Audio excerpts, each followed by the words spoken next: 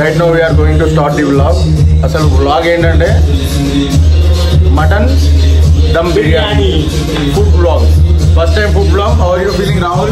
Yeah, it's very nice to meet you two boys. Okay, what about you, Aravind? Full exciting. Okay, no problem.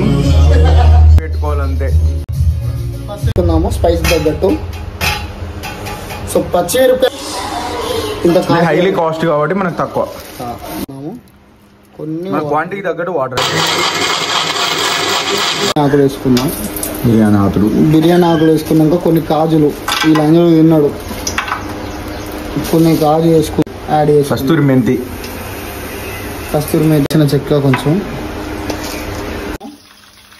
Karimnagar ఎర్రటి ఉల్లిగడ్డ దూర దూర దూర వేగి చూడే.